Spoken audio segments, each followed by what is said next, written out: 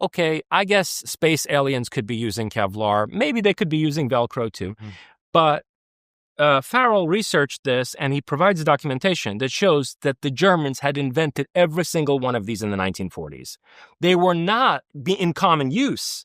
They were not even accessible to the majority of the German military, but they were being tested, as sort of cutting-edge weapons technology, especially like in the North African desert in 1943, 44. Yeah, I believe there's the first patent for a transistor is in Munich or something in the 30s. So yeah, that's interesting. Well, when we went in there, to Nazi Germany, we found that the German subsidiary of IBM, a company called Dehomag, was way ahead, not only of like all the other American transistor manufacturers, but ahead of the American IBM. Yeah. So the German subsidiary was like developing transistors that were much like an order of magnitude smaller than what we had in the United States. But this brings up two really important questions. One is what caused this just general technological acceleration in Nazi Germany in the 20s, 30s, and 40s. Really 30s and 40s.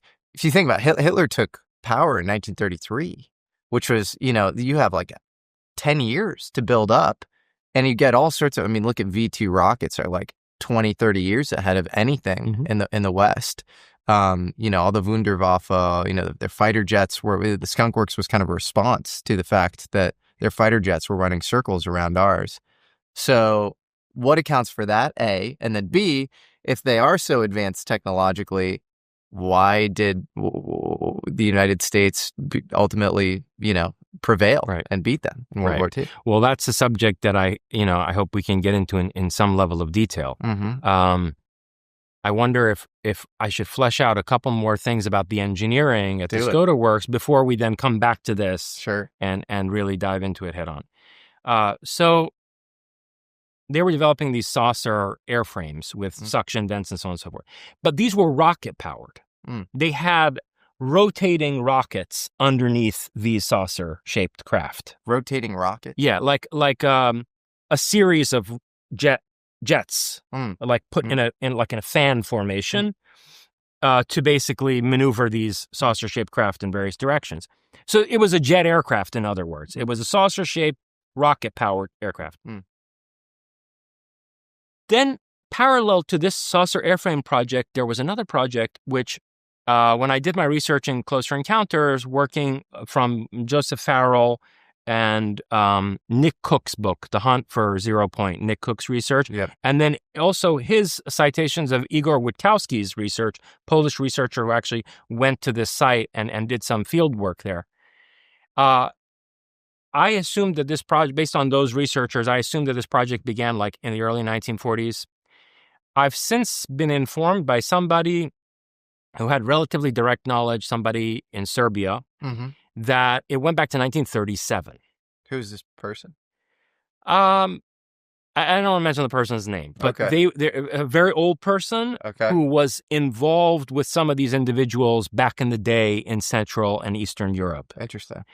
And so from what I hear from him, it started in 1937.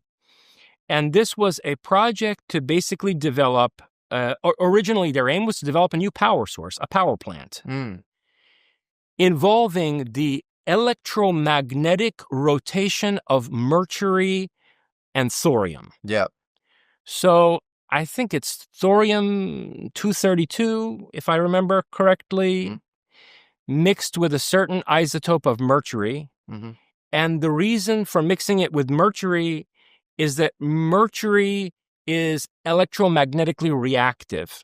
So if you want to rotate the thorium using electromagnets, mixing the thorium with mercury allows you to rotate the thorium very effectively, create thorium torsion. And this device would be continuously powered by alternating current and intermittently shocked with very high voltage direct current. And basically, so what it did was it would create a kind of plasma fusion from out of which tremendous energy flowed. So it was a over-unity device where you would be putting a certain amount of energy into it, both AC and DC, But then the nuclear reaction of the thorium, due to electromagnetic torsion, would produce more energy than was being put into the device. Is he high conviction that that's, I mean, so you're saying this sort of, they had like a 0-point energy device? Yes. Yes. Because that's the idea. That's what Wachowski, Nick Cook, and Joseph Farrell are all saying, looking at the Bell Project. Well, Nick Cook, so yeah, a lot of his stuff came from Wachowski, and it's amazing. I mean, he takes the little boat ride, and they go underground, and you can see the rig where Die Glocke was, so it's definitely a real project. And Hans Kalmer was a very real guy. He had control of Skoda Works, which was kind of the really black world, exciting projects going on, as opposed to kind of the white world, Heisenberg nuclear project.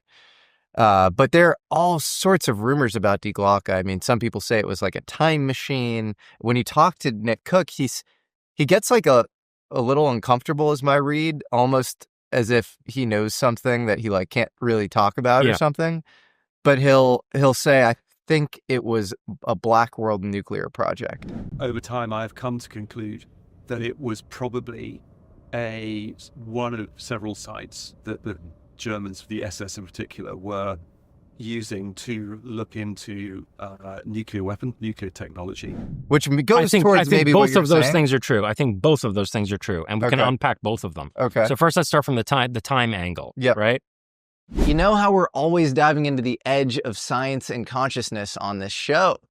Lately, I've been thinking a lot about aging, not just in terms of years, but in how it actually feels in the body. Slow recovery, lower energy, that middle-aged fog that sneaks up on you. I feel like I can barely go out and drink alcohol anymore. That's why I started using something called Qualia Senolytic, and it's been a major shift for me. Let me explain. As we age, our bodies accumulate what scientists call senescent cells, also known as zombie cells. These are worn-out cells that stop dividing but don't die. They hang around in your body, draining your energy, clogging up your recovery, and generally making you feel older than you are. Qualia Senolytic is a first-of-its-kind supplement formulated with 9 plant-based compounds designed to help your body naturally eliminate these zombie cells. It's not something you take every day, just 2 days a month, but it supports your body in aging better at the cellular level. Since I've started taking it, I've felt sharper, lighter, and like my body's resilience has come back online. It's vegan, non-GMO, and grounded in serious research. Experience the science of feeling younger. Go to qualialife.com/Jesse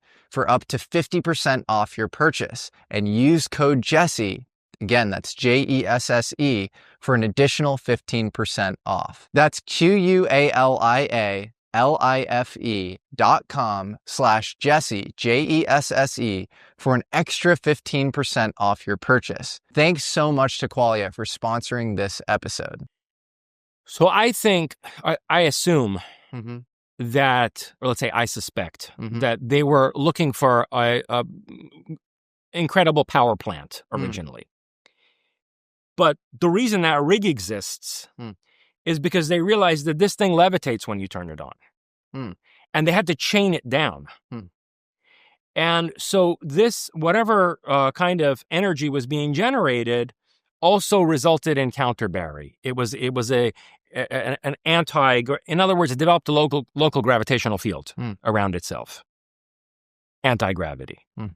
But the other more interesting thing is that they would put plants around this thing and they would turn to mulch. They were like cellularly disrupted. They were disrupted on a cellular level, and they would basically disintegrate. And supposedly the entire first team of scientists that worked around this thing died very quickly, and they had to replace them all. And we do know from Wachowski for a fact that the lead scientist was a guy named Ernest Grawitz, who I believe was an SS medical officer who worked directly under Joseph Mengele. So if you were putting sort of biological specimens, in this sort of torsion field, he would be relevant. And then a guy named Walter Gerlach, who worked at a local university and was extremely interested in gravity. So yeah, sort of to your point. Absolutely. And Gerlach was involved in like also magnetic engineering and stuff like that. Electromagnetic engineering and stuff like that. But in the people who, the first group of them eventually died, experienced extreme temporal disorientation. Mm. So they would, this is what the reports are, from Witkowski and then Farrell, that they experienced time flowing at a different rate than people outside the laboratory. Mm. And that it became extremely disorienting and eventually cognitively debilitating to them. Yeah. So time machine, well, maybe not at that stage, but some kind of a time disruptor. Yeah. That it is interfering with the fabric of space-time. And for people who think we're crazy, general relativity even would allow for that on a go forward sense, because if you create a high density or you create a high energy environment, there are two ways to basically warp space time. It's mass and energy, and with both you would encounter sort of time displacement. And so with this black hole where you have you're going to slow time the closer you get to it. So high voltage experimentation and things of that nature, or nuclear experiment, you might incur some sort of time displacement as well. Absolutely. And say you were to do that in a more and systematic... wasn't Townsend Brown obsessed with time travel? He was obsessed with time travel. Yeah. He Agnew Bonson, who funded him, was famous for saying that in high megavolt range electricity experiments, very anomalous things would occur, phenomena would occur, and Townsend Brown definitely thought that his work would lead you to a working model of time travel. And to get even more specific with how that might work in the context of Diglotha, as the rumor was that there was a ceramic chamber, internally to protect, whatever biological organism was being sort of tested in this environment. And by the way, this is a Nazi regime that definitely experimented on human beings. Twin studies with Joseph Mengele, experimental cell block 9, where they try to cryonically freeze people. Border science was very in vogue. So you'd put a person in this ceramic chamber, you create a torsion field around it, and basically you'd slow time on the inside to, say 1/1000th of a second.